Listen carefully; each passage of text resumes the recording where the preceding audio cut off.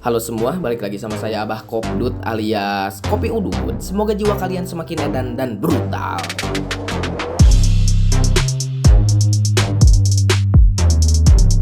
Dunia One Piece sekarang semakin panas sepanas motor baru tetangga. Bagaimana tidak panas sekarang di Pulau Egghead sedang terjadi kehancuran dan penyerangan yang sangatlah luar biasa edan. Bagaimana tidak edan, kelima tua bangka yang sedikit bau tanah kuburan sudah bergerak dan menghancurkan beberapa tempat, bahkan sudah bertarung dengan kapten kita yaitu Luffy. Perubahan dan wujud asli dari tua bangka yang sangat menyusahkan dunia sudah terungkap. Mereka adalah para pemakan buah mitika Zoan, berbagai macam model atau hewan mitologi atau yokai. Yang sangat menarik dari semua ini yang membuat kita terpesona adalah perubahan dari si Abah Gorosei botak. Perwujudan dari si Abah botak atau Sain Etan Baron Pinas Juro adalah manusia setengah kuda lumping tetapi hanya memperlihatkan tulang dari kuda tersebut. Perubahannya selain sangat menyeramkan, si Abah botak ini juga terlihat sangat keren sambil memegang pedang Kitetsunya. Orang tua ini adalah satu-satunya pengguna pedang dari kelima tetua Gorosei. Belakangan di chapter terbaru kita melihat Zoro bersama si Abah botak saling berhadapan dengan Haki Raja yang terpencar dan si Abah botak berbicara. Sepertinya dia mengenal pedang Kitetsu milik Zoro.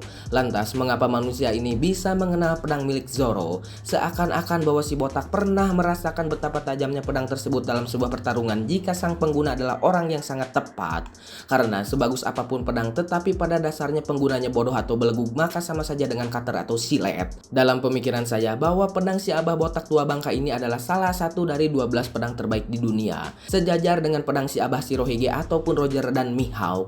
Namun jika benar si Abah adalah pengguna pedang terkuat dalam dunia One Piece selain Mihawk, maka mengapa pedang si Abah botak tidak awakening atau bangkit hingga berwarna hitam seperti Mihawk? Ini menandakan bahwa setiap pedang menjadi kuat tidak harus menjadi warna hitam atau awakening seperti Yoru atau Shisui milik Ryuma. Dalam setiap pertempuran, pedang terbaik memanglah sangatlah berperan penting, tetapi semua itu harus diseimbangkan dengan siapa penggunanya. Contohnya adalah pedang Enma yang terkena kuat atau Yoru digunakan oleh si Usopp, maka pedang tersebut tidak akan berpengaruh besar terhadap sebuah pertempuran. Dan jika Mihawk atau Zoro bertempur dengan menggunakan pedang biasa melawan orang kuat, maka pedang tersebut juga tidak akan bisa menahan serangan musuh atau melukai musuh yang sangat kuat.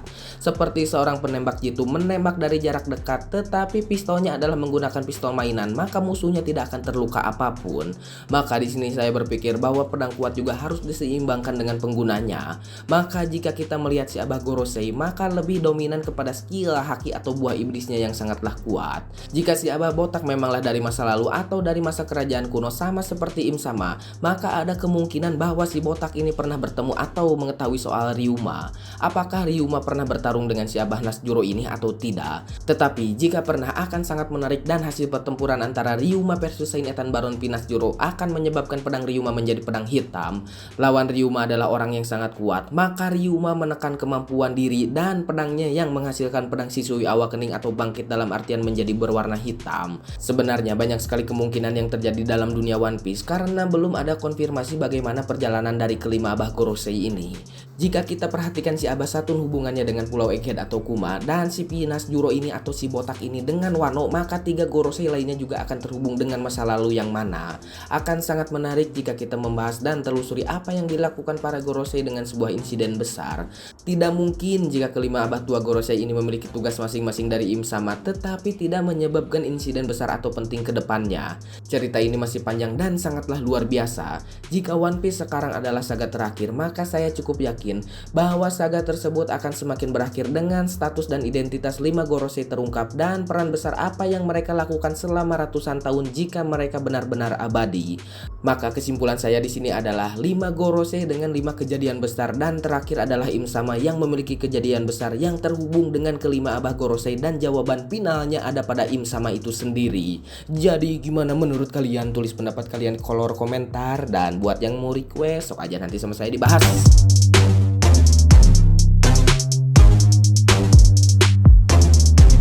Ya, jadi seperti itulah menurut saya. Wah, saya cukup agak semangat ini membaca skrip ini Di sini yang cukup menarik si Zoro sama si Nasjuro ini ya. Saya berpikir kalau misalkan si Zoro ini bertarung sama Nasjuro ini, mungkin si Zoro ini akan babak belur tetapi akan tetap menang, tetapi si Gorosei ini tidak akan mati gitu ya.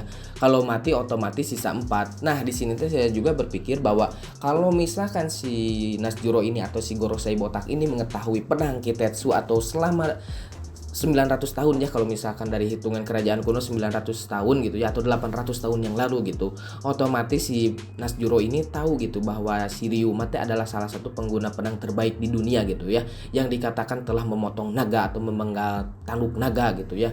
Tapi saya juga berpikir apakah si Nasjuro ini sempat bertemu sama si Ryuma dan bertarung atau tidak gitu. Karena tidak diketahui juga bahwa si Ryuma ini disebut dewa pedang telah membangkitkan pedangnya atau awakening dari pedang Shisui gitu ya. Gimana caranya gitu. Dan si Mihawk juga belum diketahui gitu. Ya katanya mah sudah melalui banyak pertempuran dengan orang-orang kuat gitu ya. Kalau misalkan zaman dahulu tidak diketahui ada orang-orang kuat selain pengguna pedang lainnya, otomatis si Pinasjuro ini adalah mungkin lawan dari si Ryuma gitu ya.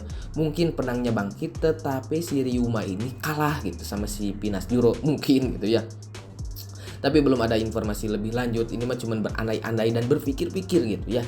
Apakah si Ryuma ini berhadapan sama si Nasjuro gitu. Karena saya berpikirnya teh pedang si Shisui ini teh gimana ngebangkitinnya gitu. Kalau si Mihawk mah kan memang tujuannya menjadi pengguna pedang nomor 1 di dunia gitu ya. Otomatis sebelum si Mihawk ini menjadi pendekar pedang nomor 1 di dunia, otomatis si Mihawknya harus mengalahkan para pendekar pedang yang lainnya gitu, hingga mendapatkan julukan tersebut gitu ya. Wah ini sangat semangat saya hari ini. Wah mantap mungkin terlambat gitu ya ngebahas chapter yang terbaru gitu ya. Tetapi di sini saya tidak akan membahas chapter gitu, membahas beberapa yang akan terjadi atau sepertinya kemungkinan yang terjadi dan dihubungkan dengan chapter terbaru gitu ya.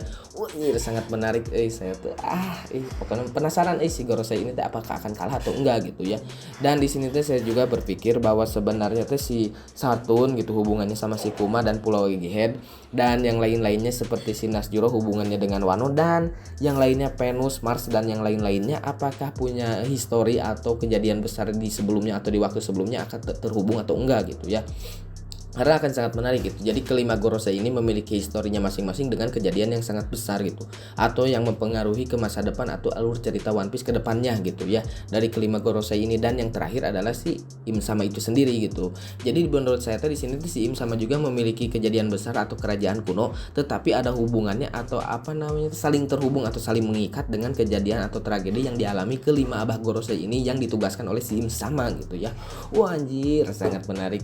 Wah anjir penasaran pisan sumpah iya aya nu ngeberesan wadah ya, aduh meuli bong berangki, aduh ampun aing mah cik puntang rada lalaunan atuh meresan piring teh aing mah ya itu mah cuman teori lah, aslinya mah tidak diketahui ya. Cuman yang jelas bahwa si Nasjuro ini teh sempat berhadapan sama si Zoro dan adu haki, dan si Gorosei Pinasjuro ini teh berbicara bahwa sepertinya dia mengenal atau tahu pedang Kitetsu milik Zoro gitu ya, yang digigit gitu kan Enma Ame no Habakiri sama Sandai Kitetsu.